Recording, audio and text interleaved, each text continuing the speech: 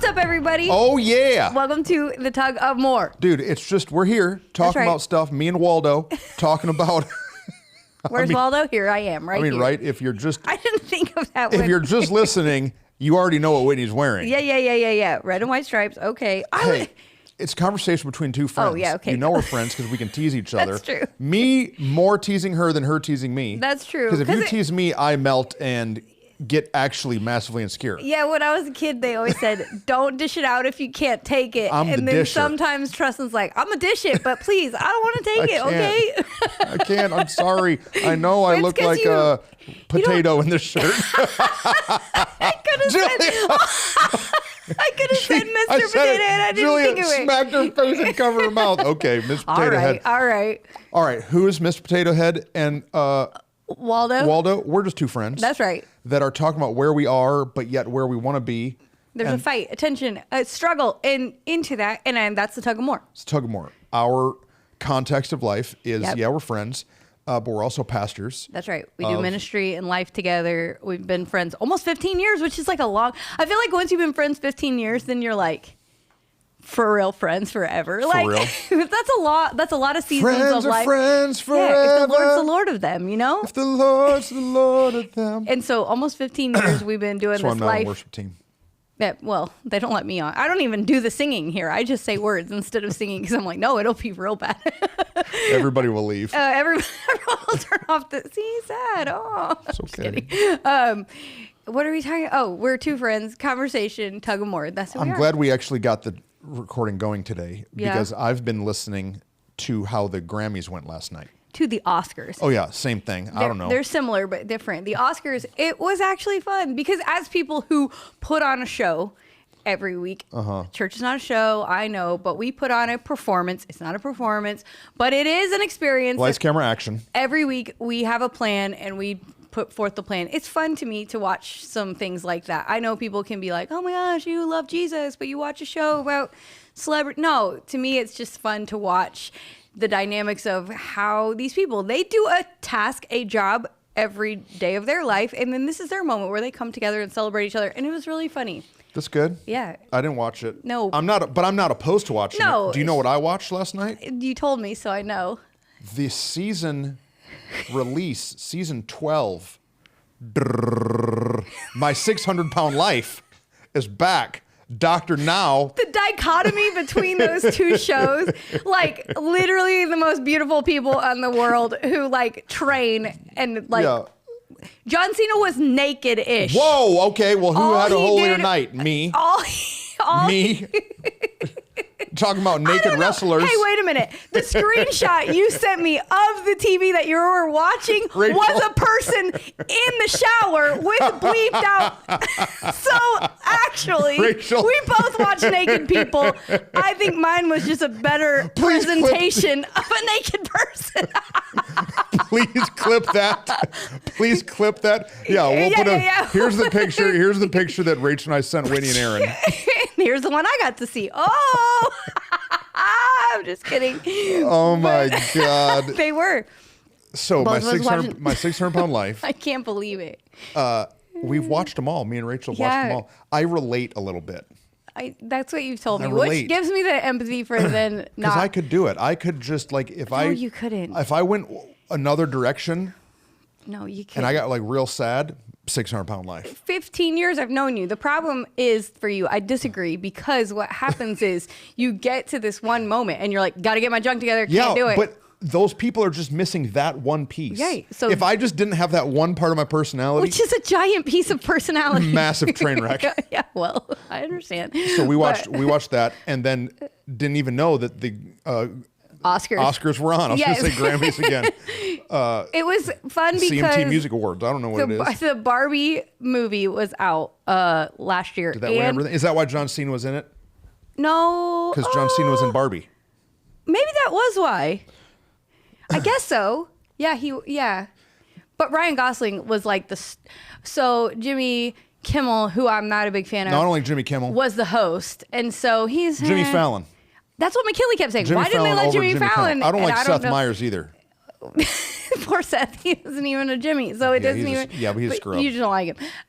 So Jimmy Kimmel hosted. It was fine. But the Barbenheimer like funniness between Ryan Gosling and Oppenheimer. What is her name? Nuclear explosions. What is her name? John Krasinski's wife, Emily. Pam. Emily. Pam. No, his real wife, not his office wife. Oh, I thought he actually married that girl. No, he didn't marry her. What is her name? Julie's gonna go. Emily Blunt. She is hilarious, but she was. The funny piece is like she was in Oppenheimer, the serious whatever, even though she's a beautiful woman. And then Ryan Gosling was in Barbie, and so they did a whole Barbenheimer like joke because they came out the same week in the summer of this last year. Anyways, it was hilarious. It was fun. My boy. I'm gonna have to find him on YouTube. Your guy Arnold, yeah. Yeah, I mean, surely that clip's on YouTube. I'm sure. Arnold I'm and sure. Danny DeVito. That was hilarious. Little twins action. You had brought up twins as a joke because of what you and Brady were wearing to church on Sunday. Here's the picture. And you had made a post. And tell me that doesn't look just like this.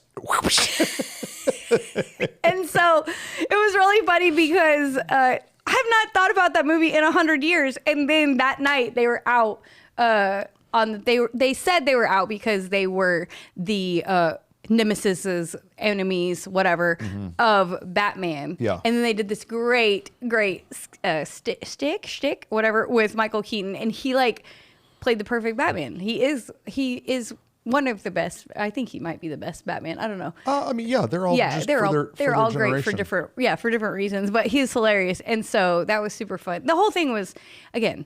I don't like the new Batman. I'm not taking it too seriously. No. Twilight. I don't like Twilight Batman. No, McKinley does, but no, well, he is just a scrawny little man. Like, no, he is not. No, we need alpha predator Batman. Ben Affleck. Well, Ben Affleck was questionable when he came in to be in Batman, but he pulled it together. He did a good job. But because that's what I was going to say. When he did it, I was like, are you going to do a good job? But he did. I want to try the Christian Bale push-ups. Christian Bale Batman push-ups. He has Batman push-ups? Yeah, there's this scene where Alfred comes in and he just stands up and he falls down into push-up position. Yeah. And I always want to try it. I just think I would hit my face on the ground. I'm learning about my push-ups. You talked to me about this the other day because I can't do it because of my wrists very well. Yeah. But Whitney's wrist are as big around as my thumb. Yeah, and it's really that is what hurts me so bad. But I started using that Bosu thing. Bosu? It's like a half ball. And like you put a little blue little thing, bounce thing? It's changing my life. But isn't your arms not all like this? Well, you do it on the soft part or the hard part? I put the soft part on the ground, and then I hold on the edges of it. So I don't know if it's perfect form or not. No, but your grip, you have something to grip I have something to grip and hold, and I even bought a what is it called? Bosu? I have whatever. No idea. For my house, and so now one day maybe I will possibly be able to do the pull-up that I'm talking about doing. Well, wait a second. I know they're not the same thing. Yeah, they're actually totally opposite sides of the body. But that's part of, Kyle gave me like things I should do in order to build my muscles to be able to do a pull-up, and it's on the list, and it was one of the ones where I was like, I'm never going to be able to do it because I can't do the pull-ups. I can't do the push-ups. I can't do any of it. Well, I'm about to tell you how many more days you got. Oh gosh, you've already put it in your phone? Yeah, I got it. Oh my gosh. What is my app called? I don't. Days Until. You have an app called Days Until. Oh, here it is. All the people in your life get to. We have 327 days left until I have to do 15 pull-ups and 15 V-ups, and you have to do. Can you do 15 pull-ups right now? Yeah, but I no. Okay. No, I started with 3. I just have to do one, right? Yeah, one pull-up. Okay. That's very again.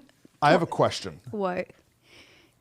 I have started working out consistently. Okay.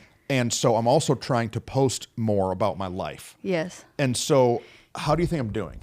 Because yesterday I posted the most random. I posted a picture of her boyfriend eating a sandwich. Yeah, that was funny. Yeah, but I didn't post a picture of no Jesus, nothing. You don't got to. We had great services and great worship. You don't got to. I didn't post any first-time guests. I didn't post anything serious except a bunch of stupid stuff all day long. Do we want to talk about that? Well, no, I want to know about that. Okay. And then I want to know, is it weird to post workout? Because what I don't want to be... We've had this minimal conversation before. Because what happens is if you do too much, then... I'm that guy. You're that guy. And I don't want to be that guy, so I don't know what to do. So today at the gym, I'm going for a PR. That's a personal record. So Kyle's taking a video of me, and I have the video. But I was like, I'm not posting that. Because that comes across as egotistical douchebaggery. Yes. And so is that true? Or... It depends. Or is it motivating to people that are trying to get in their health journey? Because the other piece is that I've got guys that will comment or respond, will say, man, Pastor, I hit a PR, I'm doing this thing. And so I don't know what to do. Well, so I should put this out. You can put it out. Everyone can answer. That's fine. Give us your opinions. For me, so I take a picture when I go to the gym for like an accountability of myself that I don't be a loser. But I she didn't take one this morning. I did not take one this morning. Time change. Didn't. Stayed in bed. And I think that's fine. But again, I don't know, in my opinion, but again, I have an opinion. It's not just an opinion. And so it doesn't matter.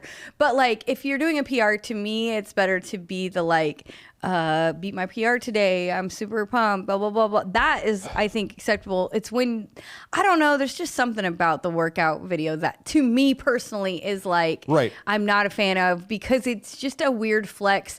And again, that's what I appreciate about, so like your Mitchell James sandwich.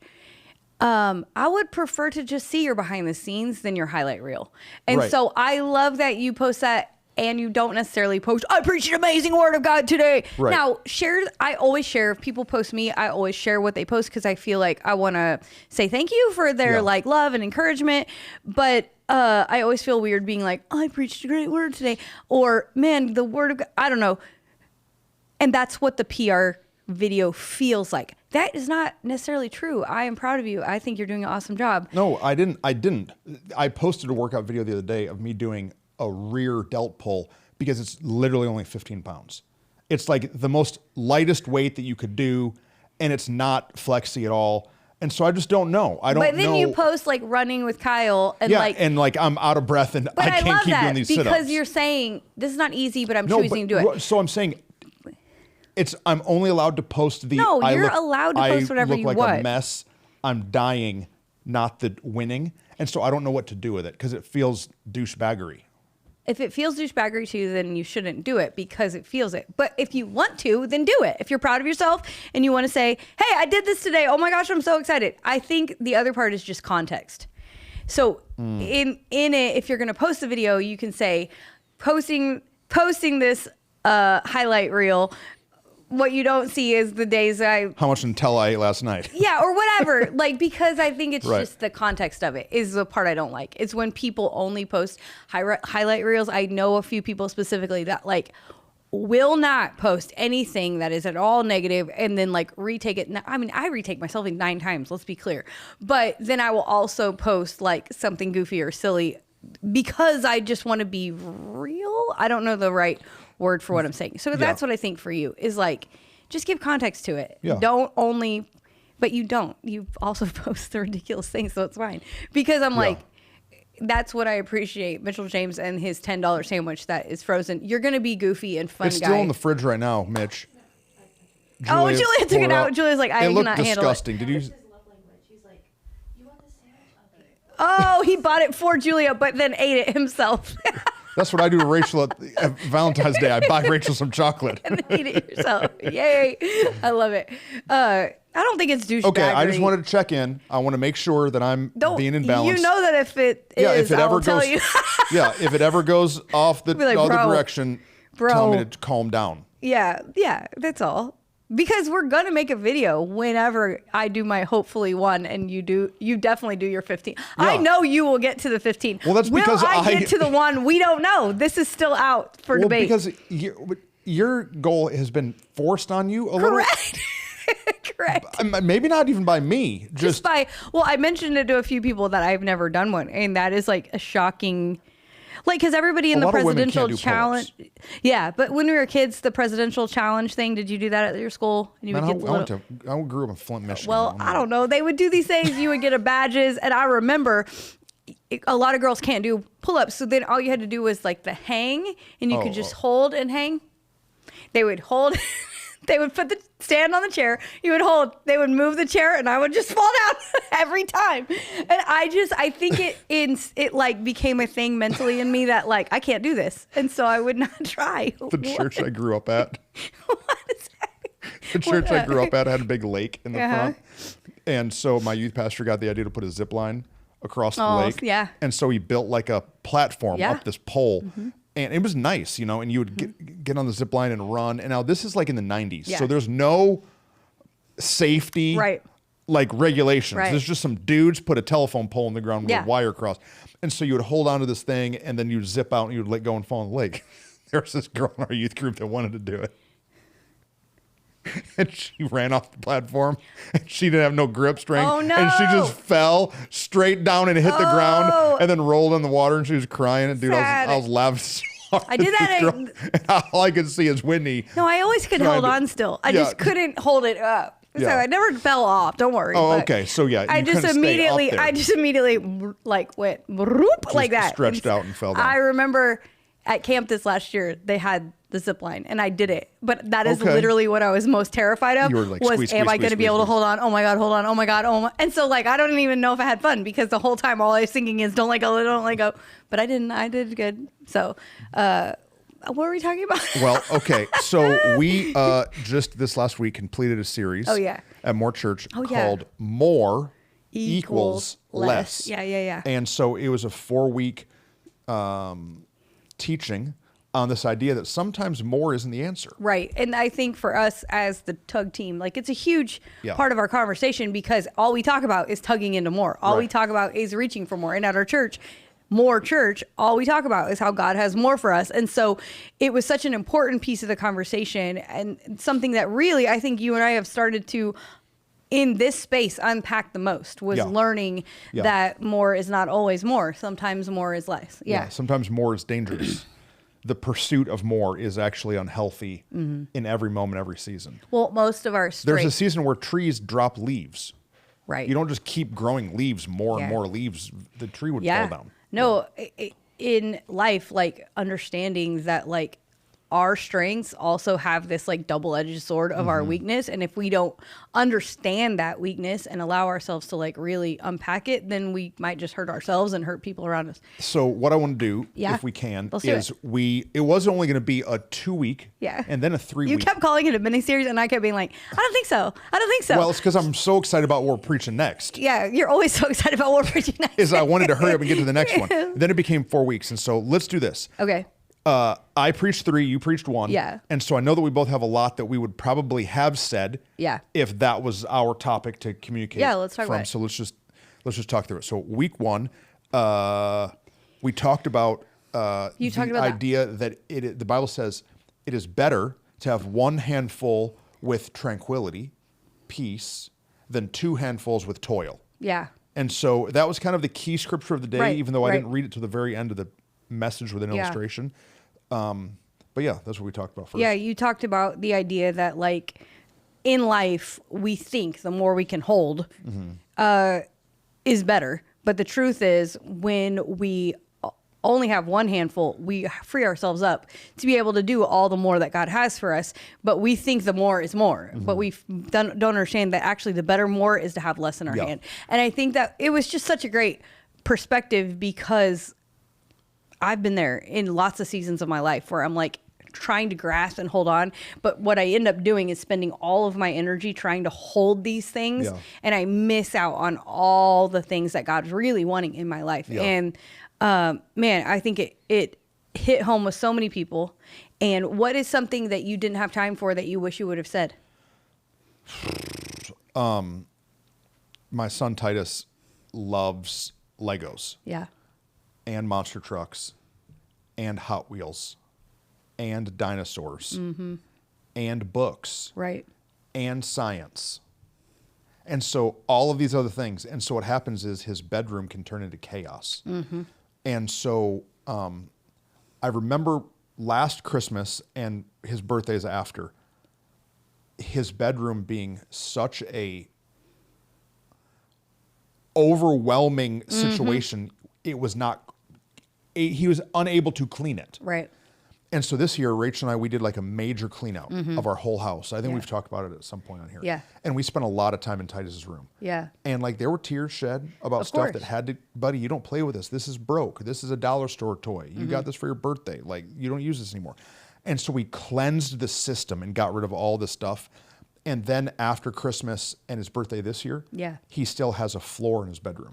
Right. It's able to be cleaned. And I think that like, in the same way Titus was crying when we were throwing away toys he no longer plays with, I think we do the same thing now. Right now, I have too many t-shirts in my closet. Right, for Rachel sure. got onto me a little bit this morning, and she says, I love what you're doing in here. We're in the closet. I love what you're doing in here because I have t-shirts. They won't even fit on the shelves. And so I need to have a cleansing, a purging of the system.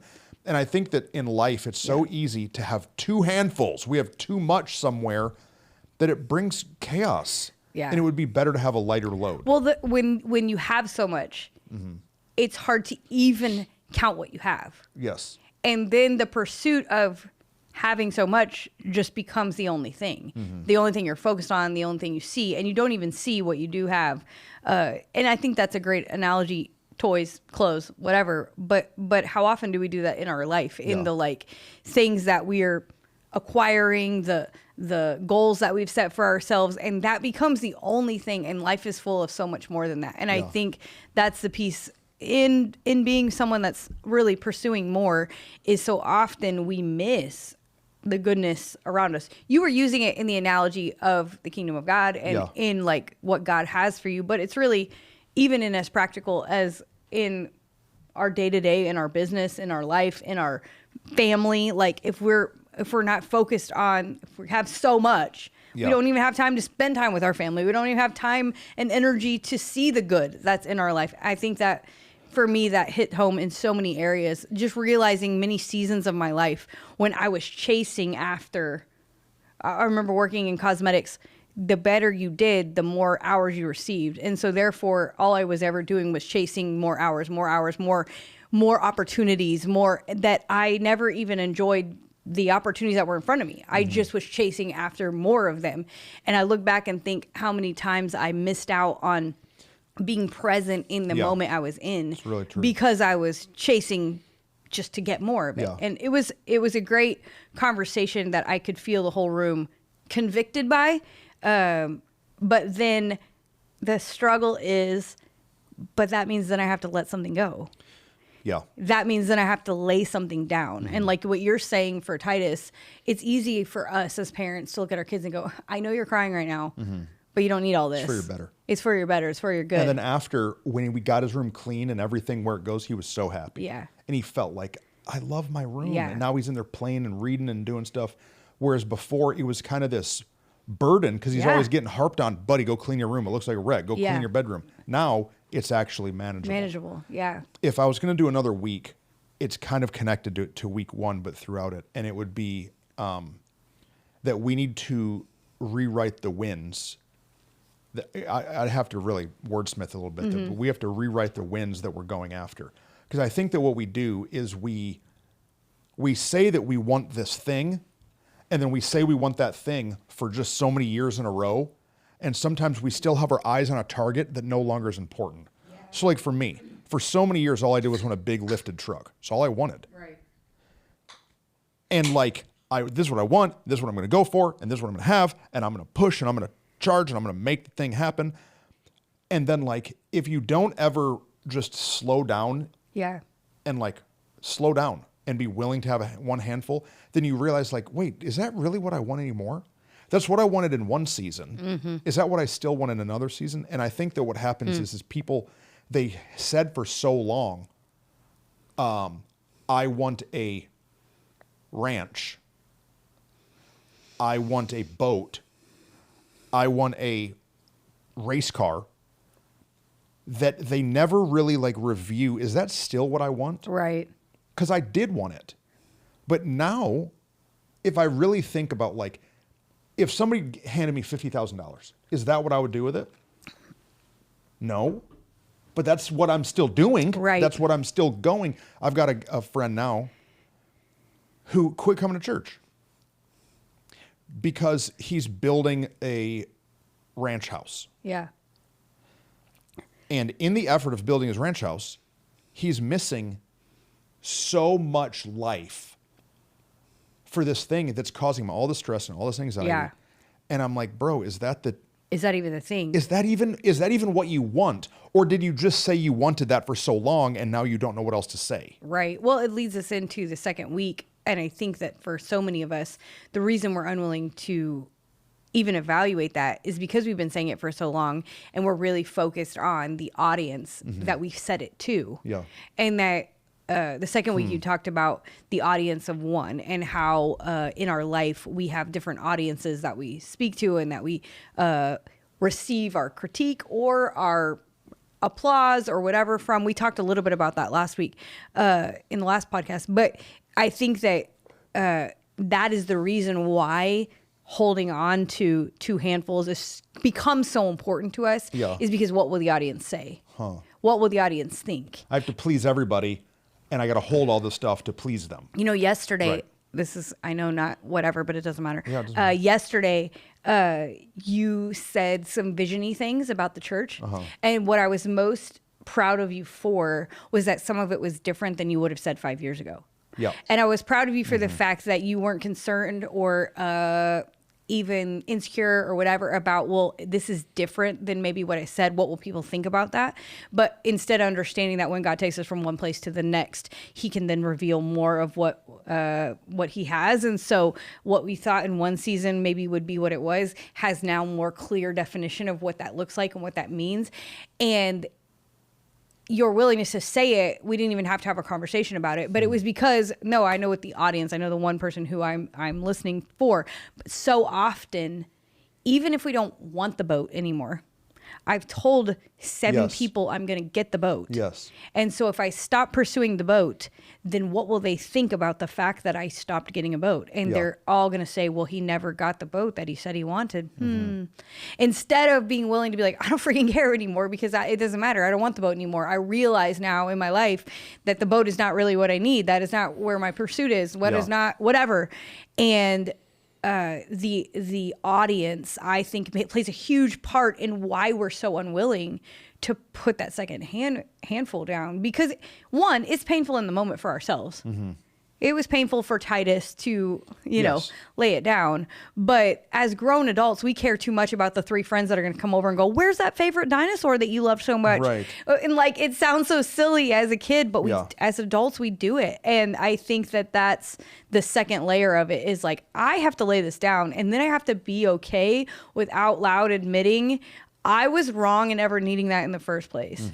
And we aren't willing to do that a lot of times Yeah. because our pride and or our insecurity, which are just the same thing on 2 different sides of the coin. And like, it steals from us. And part of that toil and chaos we feel is keeping up the persona of having it all and keeping it all. And it's that audience thing that jacks us. The audience that connects the 2 handfuls is that we find our identity in these things that are in our hands. So much. Have you known anybody that like they only wear this one fashion brand, Yes. and then they become known for this For this brand that brand, they yeah. wear, this type of shoe, Yep. this type of shirt, this Really funny. fragrance, Yeah. this type of truck, Yeah. this type of whatever. It becomes your identity. Yeah. And and all I'm saying is that we have to have a moment where we review. Yeah. Is this still a win in my life? Right. Is this still a part of my identity? Yeah. Like, do I still need to wear only Jordans every day of my life? Right. Or, Right. or dude, Jordans aren't even expensive compared to like Right. some of these shoe brands. Right. Or, do I have to carry this purse? Right. Or do I have to have big chrome wheels on my truck and Right. it be perfectly clean every day? Like, Yeah.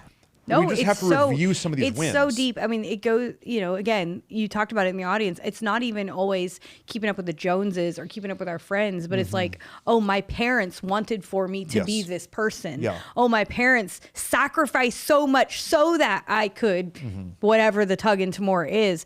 And yes, they did, but really what they sacrificed so much for was for you to live in the fullness of what God has for you. Yeah. And we get so caught up in things, I think, sometimes that we're unwilling to let go of, you know, the dream, the plan, the strategy, whatever it was, and allow our one hand to be open to grab onto what God has next because we're so concerned Yeah. with what our parents think, with what Yeah. our friends think, and with what they think about what we've already said, what we've already Yeah. said we would do, or who we said we would be. And I think this idea of like, you and I were talking about it the other day, starting over, reinventing ourselves. Like we've actually become totally different people than who we were 7 years ago. Yeah. We're actually completely different humans than who we were then. But so often we're unwilling to just try to grasp onto something new because this is who I am. This is what I've been. This is... It's something you mention a lot that has taught me. I did that illustration in the Who's in Your Audience where I had all the chairs and had all these like whiteboards with names of who the people in the audience are. But one of the people in the audience is ourself. Right. And it's you. It's not necessarily that you're performing for somebody out there, but that there's this like, for me, and because that for me was a long time what I struggled with the most. Yeah. Was like, and I would even explain it to you and you'd be like, I don't really get well, it. I didn't get it, but I now don't really get it all the way. I get it. Because I'm like, I have set for myself tiny baby Whitney, who maybe had some lack or had some areas where I wanted something different for my life, created a persona of who I would be one day. And then when I started to get close to it, I just wanted to grab onto all of it. And I would fight my own self in my own selfness and to be like, no, until I get all of that, I'm not going to evaluate. I think that's another piece of it is like, until I have now had the 2 handfuls, then we can talk about me letting one go, instead of like recognizing like, if I'll just be content with the 1 handful, then God's going to provide whatever needs to be here. I couldn't understand it because I was so concerned about the external audience. Yeah. That makes sense. That the internal audience, I don't know, there was like a weird confidence that I've always had. Yeah. A imbalanced confidence versus skill, but yet this imbalance of insecurity on the outside. Right. Of what are these people going to think of me? Well, because I think we fight both. It's just some people fight one before the other, maybe. Yeah. We want the audience. We perform for the audience. Maybe because there's a place in life that you didn't get enough applause. Absolutely. That if you were lacking applause, if you were lacking good job, if you were lacking attaboys somewhere else in life, or received the opposite, you received negative talk and you received what you weren't all the time, then that shifts in adulthood into, I'm so hungry for approval. Yeah. I'm so hungry for acceptance and applause that you start performing in ways that you don't even want to. Well, and what's funny is we talked about it like the applause, and I think for some people they could hear it and be like, I'm not after anybody's affirmation. In fact, what they want is just no attention. We've known some people who really their tug into more is like, I just want you to not notice me, but they received, like, when they received critique, it was so crushing. When they received words, it was so crushing that, like, I'm just going to keep my life like this, that you can't have anything to say about it. I'm not going to, go into more because I'm not even going to try. I'm going to be so average. I'll be so regular. Yeah. That I won't screw up, I won't make any mistakes, but I also won't risk anything. Yeah. So that I'm just you ain't gonna have nothing negative to say about me because I'm just right here in the middle. Yeah. And that's a really dangerous place too. Yeah. And so I think you're right that the audience can jack up, especially based on, and it's hard to look at, but the audience we had when we were little, the audience of the words we received or didn't receive or whatever. And until we're unwilling to go there, I mean, that's a whole nother conversation, but until we're willing to really dive into that, it's going to be hard to really allow the audience to subside and really focus on the audience of one. What do you think next? I don't know. It's so much. Because do we really know what God says? If we're saying audience of one, the audience of one is God. Correct. And what does he think about us? What does he say about us? And then there's the internal theological struggle of how much of that is received in salvation and how much of that is earned through works. Oh, okay. You went there. I don't even know if we're even going to try to unpack it here, but no, it's so deep. Works, we need to work out our salvation with fear and trembling. Yeah. We need to lay down the sin that so easily entangles and the weight, or I got it backwards. We need to lay down the weight and the sin and all those things. But dude, God just loves us. Right. And he's proud of us. And well, I think that people, well, I don't know, maybe, but I think people who tug into more, we put more weight on the works than we should. Yeah. That we put more accolades on our own works. And the problem is he's up there like, I just love you. Would you just pay attention to that and stop trying so hard to do all the things? And you can't even hear me because you're working so hard all the time. Yeah. The balance is so hard. I have a friend who's would call himself a gospel preacher. And he only speaks. I was going to say, what does that mean? He only shares the gospel? He only speaks the good news. He only talks about what was done at the cross. Yeah. Your secured sonship. Yeah. Right? Your new rewritten identity. Right. But he never preaches like, change yourself. Yeah. And like, there's danger there too, because we should be concerned with what we're outputting. Yeah. But we also have to be aware of what has already been input. We have to understand that our righteousness comes from Jesus, but then we need to focus on right living. And man, it's hard. It's super hard. I think the best analogy for me is with my own kids, because they live in my house. So because they live in my house, I have some expectations for them. I mean, just like for you, Titus, you're like, clean the room. You need to clean the room, buddy. There's some jobs, some tasks that the whole family, in order to, we all pull our weight. But when I notice one of my kids doing like a whole lot, I don't know about you, but for me, I'm like, oh, what do you want? What do you Oh, they're doing a whole lot good. Yeah, like if I come McKinley's home, got the thing scrubbed down and she's cooked Aaron dinner and I'm like, put gas in your car. Wait a minute. And I think where's the dead body? Yes. What shoes do you want me to buy you at the mall? Correct. I'm always like, Easton, you bleached the kitchen? Oh. And like, I sometimes think of that with God, like we get so focused on, look at all the things I did. And we're up here juggling all this stuff that we did for the Lord. And he's probably like, hey, I only needed you to take out the trash and like wipe down the counter after you made a sandwich. That's all I needed you to do. But you're doing all this. What do you want from me? You forgot that I was already mom and dad who are going to buy your shoes and clothe you and get you your school supplies and pay your medical bills. Like, you forgot I was already, what more you want from me, bro? Like, I feel like that's the best analogy for me that I've had to learn. Because you know me, I will do the works all day, every day. And that's been my biggest struggle is like, but when do I earn his love? And my counselor's like, you already got it, Whitney. And I'm like, right, but I just need to make sure he understands it and doesn't ever leave or forget. And he's like, he never will.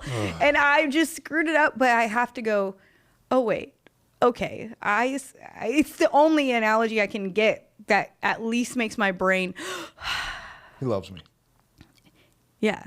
Because even when Easton doesn't take out the trash, I might ground him. Yeah. But I'm still going to make sure he has dinner and love him and take care. You know what I mean? Like, what you just said is the reason that I haven't done a fast in a while. Right.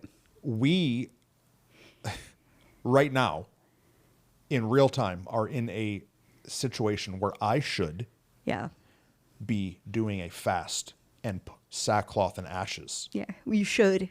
I should. And I almost have. I know. Yeah, we talked about it. I've almost told Rachel, hey, we're doing a fast. We're calling the church to a fast. I'm doing it. But I feel like he just needs you to know I got you. I feel like he needs you to not jump through hoops, but just rest in because your that's what it is. sonship. It's a hoop. It's a hoop. He needs you to just know that you're a son. Right. And that he's going to provide. Yeah, it's really real because, And when he's my audience. Right. And I have him in the right position of who he actually is and not what I'm trying to twist his arm into being for me. You're not your God, you're dad, you're not Santa Claus. Right. You're not, you're not Aladdin's genie in a bottle. Literally want to see. Yeah. Just be faithful. Yeah. No, it's really good. It's really good and very you're only able to hear that. That's what I think. We're only able to evaluate what's already in our hand when we only have one handful. Because when we have two, we have so much that we just keep wanting. It's literally like my closet. When I have so much, I buy more things because I can't see what I have. But when I clean it out, then I'm like, oh, freak, I have everything I need. This is amazing. I don't need nothing. And the same is true in the audience when we're listening to all the voices and we can't hear nothing. I can't hear nothing. But when I stop listening to those voices and I only tune to this one, it's actually funny. I can hear pretty clear, you know, like. Let me ask you. Okay. Does the desire to perform well ever go away? I don't know because the problem, the struggle, the fight, the tension, the tug is. I stand up. Oh, stand up. You can stand up. Keep talking. My watch just keeps beeping, and I'm like, what's happening? Am I dying? No, it's because you haven't stood up in a while. I think my belt is too tight. Oh. His pants are like a little. I don't know how y'all girls would be doing it with tight pants. Yeah, it's hard. These are killing me. Yeah, it's hard. Every day of our life is uncomfortable. Okay. Yeah, no, I'm like, what's my watch is dinging? Stand up. You stand up. I was like, what? Am I having a heart attack? It's ridiculous. What were we saying? Sorry. Performance. The well done, good and faithful servant is what we always aspire to, right? Right. And I think that knowing I want to do a good job, a well job, but we put the wrong thing. We've talked about this before. We put great on the word that God calls good. We put amazing on the thing that he calls well done. We put perfect. Exactly. From man's perspective. Yeah. And like you and I alone, we've been talking about a lot and just in our communication, like the more free that we are to just say what God is saying rather than get our notes perfect, always say them articulately well, the better we actually communicate. But the problem is we are trained to perform rather than to, I don't even know the right word, share what God is saying. It sounds it sounds lame. That I don't know. I think it's always going to be, especially for people in front of lights and cameras and microphones and action and all that. I think it's going to always be a struggle. I mean, a fight and to not allow it to take over. But do I think that it can become lower on the priority list? Absolutely. Absolutely. I think it can become, did I connect to the people in the room? Yes. Did I perform as well as I could have? Maybe not. But did I do the job that God asked me to? Yes. I think it'll still always be a part of the equation. I don't know what it is. I'm trying to figure the words out, but there's we want to perform. We're performing. There's a performance factor in what all of us do. Absolutely. You could sell burgers at McDonald's and there's a performance to, hello, welcome to McDonald's, right? So we're performing, but what we don't want to do is start polishing. Right. But I don't know what the other, we want to be spirit led, or we want to just be in the moment. We want to be in tune with, I don't know. And so the danger from the polish is we're more focused on the polish than we are focused on the awareness. Yeah. And I want to be aware that I'm in line with God in my performance than focus. I used to be so tied to my notes and my communication that if God wanted to interrupt me, how dare you? I have to get through my content. And it was just youngness in me that didn't know what I was doing. Well, there is a P word that I think of, but I think that the reason why it doesn't sound like it fits is because we put it wrong. But it's I want to be, you said performance, and then what was the word in the middle? Polish. Polish. Performance here. Yeah. Polish. But the performance is, to me, the preparation. But it's not the preparation the way we've seen it. Because for you and I, for so long, the preparation was hours in our notes. That week, studied and prepared and blah, blah, blah. What I'm learning is my preparation. Of 40 years. The time I've known Jesus, right. The time I spend in his word, that has absolutely nothing to do with the message that I'm preparing in my mind and heart and ready to get, just my regular daily bread of what I need to receive. And then the preparation we never give enough credit to as pastors and leaders and people is praying with people in the hospital, sitting with them long enough to ask them how they're doing. Yeah. Knowing Mitch James enough to be able to tease him about his $10 sandwich. Yeah, even though I called him Mason, yeah. He said it, but as soon as he said it, he knew he was wrong. But they're brothers, so whatever. Brothers. But and they look the exact same. Yeah, they don't at all. Julia's face, they don't. They're almost like twins, but in a different way. The preparation of being present Yeah. in the life that God's given us, and because the truth of the matter is, what does your face mean? No, it's so good. Because the truth of the matter is, when I am so in a few weeks I'm going to go speak somewhere else. I'm actually more rattled by doing that now than I used to be. To me, I used to be like, well, that is a place, whatever. Because here I know I'm prepared for it because I know our people. I know what they need. I know where they're at. I know what needs, you know what I'm saying? Like, there is a peace now in understanding that our job, I'm saying too many P words, but our job as pastors is to actually pastor the people and then teach them the word, not just be good communicators of a performance. It's preparation, but it's not quite the word, but I don't know the trust in your trust in the preparedness. Yeah. I don't know. No, but I'm just saying, like, I've learned that there are weeks that I need the, like, again, I'm preparing for I'm preparing for what I'm going to say. I'm preparing for the meeting. We're preparing for, the team leaders that we're going to talk to, whatever. But the bigger part of that preparation is actually knowing who they are, where they're at, what they need from us, because it can sound flashy, but if it doesn't connect, if it's not actually what they need from us. Because what's the win? What's the win? What's the win? I just talked with Brady, who's one of our staff. Yeah. And they had a youth event today. Yeah. And so they took all the youth to a pickleball place, but the pickleball place, it was raining. Right. And so they wouldn't let the kids on the court, even though they already registered and paid the money and did all the things. And so then Brady is standing there with a busload of teenagers or however many, and she feels like kind of an idiot because I've got all these kids here and I don't know, this is a fail. I can't get them on the pickleball court. So what am I supposed to do? And she was talking to me about it in the fact that feels like my performance is dropping. Right. I'm getting boos from the crowd. Right. What do I do? But you know what she did? She said, hey, right next door is this park and they have some other stuff that we can go and do. And she took all the kids over there and she said it was even better than what they had originally planned. But to her, that felt like a failure. It felt like this audience here I'm not performing well for. Right. We put on the social media post, pickleball court, here's the address. Here's the parents drop off. Here's what we're doing. And so it didn't go according to plan.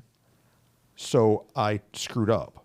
But she didn't screw up. She led through, okay, we're getting there. Yeah. It's leading through the problems. It's leading through the difficulties. It's leading through the new thing that God's speaking to do what's right. Yeah. Not just perform. Yeah. And I think that's the piece, not just in church ministry, but in life, that people who walk into their workplace and they have a structure of the way they do it, but being able in that day to realize I have to lead in a different way than I did yesterday is what sometimes we're unwilling to do. And because we want to perform, we want to make sure that audience that's watching us, our employees or our counterparts or whatever, that they are respectful of us and they think we're awesome and all of these pieces, but recognizing instead that my job is to hear and to receive from around me and know how to adjust in real time, to the new plan or the new thing that God wants me to do. Yeah. As moms, I think about it as parents, like it's such a easy place to get jacked up in like, this is how I will do it. And this is what I said. And when I didn't have kids, I said I would never let my kid and all these things. But instead recognizing like, wait a minute, in this new season, I'm not trying to perform as this perfect parent. I'm trying to connect to my kid and make sure what my kid needs. This one specifically who has this personality and this one specifically who has that personality. And I have to adjust and be willing to adjust and not worry about what my mom thinks about it or what my, friend thinks about it or what I told myself I was going to do as a parent. And like leading through some of those things and allowing ourselves to not perform, but to actually be who God wants us to be. I don't know. Good. Super good. In that message, I was pretty transparent with the church in like a struggle that I've had where whenever I'm in front of a camera that's going online, one of the voices that's in the back of my head in my audience is other pastors' opinions. Mm-hmm. And how that used to weigh on me so much that I wanted to make sure the roll-in video was right and the logos and the timing and my power statements and the notes and Bible verses and all Right. that I wanted it to all be right, not even for people in the room, but for these other pastors, Yeah. so that I could gain their approval. Right.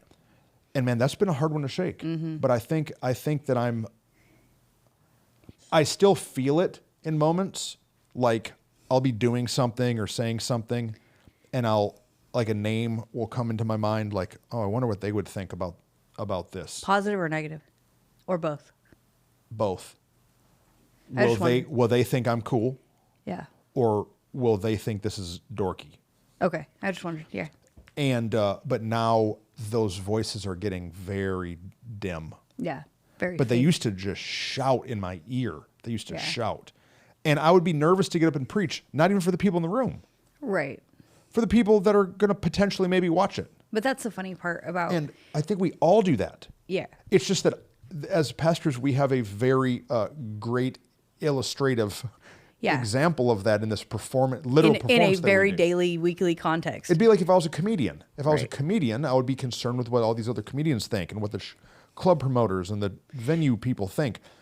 It's the same thing. But it's the same thing when we show up at dinner with someone new and we're trying Yeah. to connect. It's like, will I perform well or Yeah. will I just be myself? Yeah. And like the thing that's always shocking to people when they go to dinner with the four of us is how absurdly ourself we are. Right. And there's lots of times afterwards we'll be like, should we have said that? Maybe Were we we shouldn't too have talked much? that. Did we Yeah. not? We shouldn't have told that story.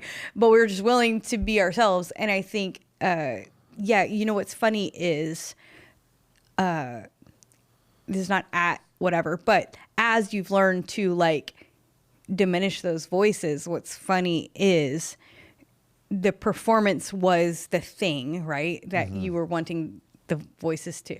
What's funny is the performance is actually better now that the Right. voices are gone. And and then the atmosphere in the actual room that you're presenting in is so much like light years better than when that concern. The atmosphere relationally, like with the people around you, the atmosphere for the people we're communicating to, the atmosphere for the church as a whole. But I think we don't realize that, like as people, as humans, because the atmosphere at a dinner table when I'm willing to just be myself is so much more fun than the atmosphere of what will they think, what are they going to say, how are they going to feel. It's so much different, right? And it's funny how we can think our performance will be best if we have Yeah. these certain voices or names, and then we won't let, we will hold ourselves up to the standard of whatever. But when we allow that voice to just poo-poo it, like it's gone, Yeah, it but doesn't matter. But it's what you said. It's like I had to get to two handfuls first. Yeah. Yeah. I got the two handfuls. I told the story about getting into that room of pastors that are churches over 1,000. Yeah. And how gross it was. Yeah. It The was turmoil in your heart. The turmoil. And I realized, like, I don't even want this. Yeah. This is not even what I But it's only because don't even like it in here. it's only because of the other pieces of your life, though, that sharpen you, that allowed you to really admit that. Because there's a lot of people sitting in rooms like that actually feel that same feeling, but they will never admit that. And they just stay. And they just stay and they just keep climbing for more, because you have to allow some people to rub on you in your life and allow some sharpening in order for you to be willing to see that. And so, I mean, that's a whole nother level of layer of it. But I'm just like, yes, I wish everybody could have that humility, openness, transparency in their life, because it really is freeing Super freeing. when you're willing to admit it. But I know so many people who are totally miserable in the room of turmoil, But still pretending like they love it there. but still saying, this is the greatest thing, and oh, if you only ever were here, but while going home at night crying themselves asleep. And like, I wish people could find the freedom of like, that's actually Let it go. let it go. Who cares what they think? Yeah, I wish they Who could. cares? We need to care what God thinks. Right. Okay. Guys, We made that it through was- 2 of the. That was 2 weeks of 4. And so maybe next episode we'll pick it up. Maybe we'll totally forget and do something Yeah, we else. don't know. I don't know. But hey, if you have questions, Yeah. comments, additions, subtractions, let us know. We'd love to hear from you. That's right. Don't cancel us because Whitney was looking at naked John Cena. Don't cancel us. Yeah, and don't cancel us because Truston was looking at Naked 600-Pound Live. Yeah, that one is probably It was worse. just like one of those gotchas. You said it, and I'm like, hey, bro. That one is probably worse. That was pretty They funny. start every episode by making this poor person get in the bathtub at their own house. Why do they? Because they have to explain the magnanimousness they of show, the situation. This is how they start every episode. Every episode is this person in bed looking like a mess. And they get out of bed, they barely kind of climb out of the bed, and they do one of two things. One, they go to the kitchen and they eat a bigger breakfast than you can even comprehend. Or you can't comprehend how much food they put these people eat for breakfast. Or they go straight to the bathroom, they take off 100% of their clothes with the camera crew there, and they videotape them. And I think that's how it works. Because if you won't, I mean, they're paying for these people to get surgery. Yeah. So like, it's like, okay, hey, listen, I'm going to give you the surgery, but here's what, it's like fat people prostitution. Yeah, they have scripts. But here's what I need you to do. I need you to take off 100%. all your clothes. It's OnlyFans for fat people. You need to take off all your clothes. Oh my gosh. You take off all your clothes and we're going to give you weight loss surgery. Is it a new person every episode? Yeah, or and is they follow them for 12 months. So one episode is 12 months of a Yes. person's story. Uh-huh. And then, okay, so the season is a bunch of different people. Yeah, so they follow, Okay, I don't know, okay. 10 people per season or something. Yeah. And so it's, Oh. and sometimes they do recaps and they'll be following the same person for 4 years. Oh, really? Yeah, it's and crazy. they see where they're at? Oh, Sometimes my. they die. That's It's why sad. I get and kind of they play like sad violin music, Yeah. or the show just the worst is when the show is just like quiet and there's like not even any music, and it's like, and they passed away in the hospital, and then it's just like a black screen for 30 seconds. Oh my and me and Rachel word! like, oh my god, I can't believe it. Last night while we were watching it, I was eating Halo Top ice cream. It makes you make better choices. I Makes you don't make know. better life I choices. had to put it away while the lady was eating. I was like, I can't do it. You're a mess. Guys, Love y'all. that was weird. See you next time.